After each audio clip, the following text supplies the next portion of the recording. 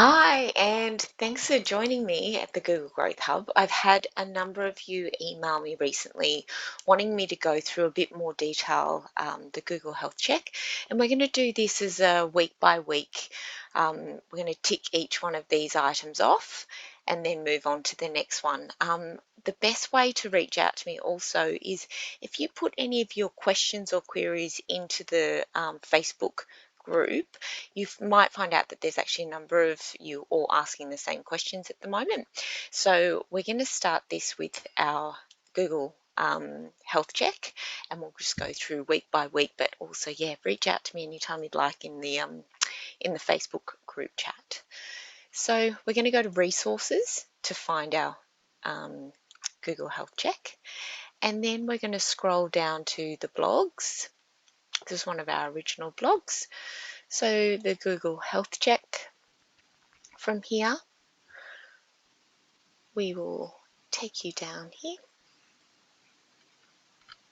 That was actually my mistake. It's right here. And we're going to download it just here. So as you can see, we've got a number of different items that we want to tick off our list to really get our website. So the whole purpose of this is to get your website the healthiest it can possibly be. We want to make sure that it's firing on all cylinders so that when people find you and they arrive at your website, what's the experience they're going to find? So there's a number of different ways that we like to do that. And to start with, the most important thing we like to start with is, do you have Google Analytics set up on your website? So there's a number of different ways that we can check whether someone has Google Analytics on a website. And I thought I'd look at, for instance, I've popped it up here, Kevin Murphy. So I thought, why don't we take a look at their website? And then we're able to see whether they have Google Analytics. So we're going to right click on our mouse, and you see this view page source. We're going to click into here, and then we're going to go Control F. And what that does, it will allow us to search the page for any information that we need to see on this particular page. So we're going to go UA, because that's a Google Analytics code, and dash. And as you can see, they've got a G tag or a config. You can see Google Tag Manager, but their Google Analytics code is UA 5682258-1. Now, no one can see any of their data that's associated with this particular code except for whoever the administrator is of their Google Analytics account. So me being able to see they've got Google Analytics doesn't give me any other further information. So don't be worried about going in and checking anyone's website to see whether they've got Google Analytics.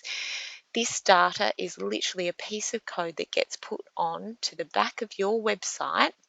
And what that code will do is see when people come to your website how they've found kevinmurphy.com.au and which pages that I might explore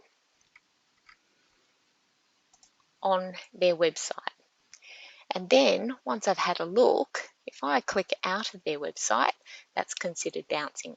So that's to show me they've got Google Analytics on their website.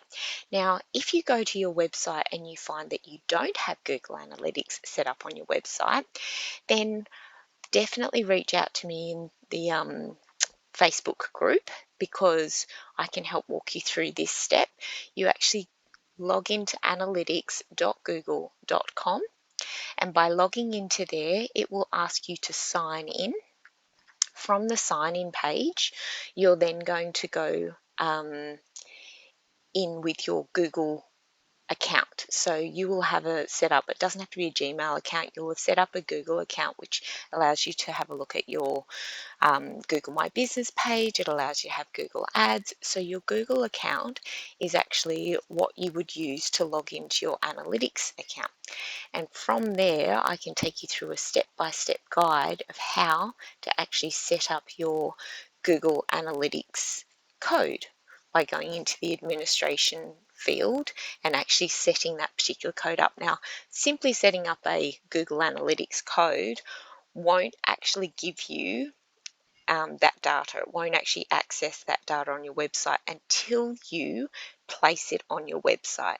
So some of you might actually have a developer that you work with, or some of you might be actually running your own websites yourself, in which case there are some really great Google Analytics support pages and additional courses that you can do which will help you understand Google Analytics a little bit further, but I know that's taking us a little bit down the track. But to start with, we want to know, do you have analytics? Yes, you found it on the back end of your website, or no, or you're unsure.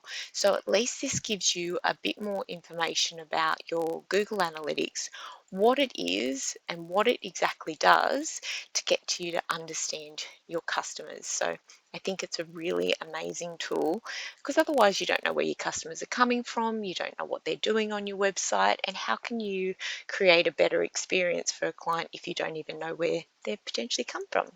So hopefully you found that piece of information helpful. If you'd like me to go through it in a little bit more detail, please, again, like I said, just pop as much information as you can into the Facebook forum, and I'd love to be able to assist. Thank you.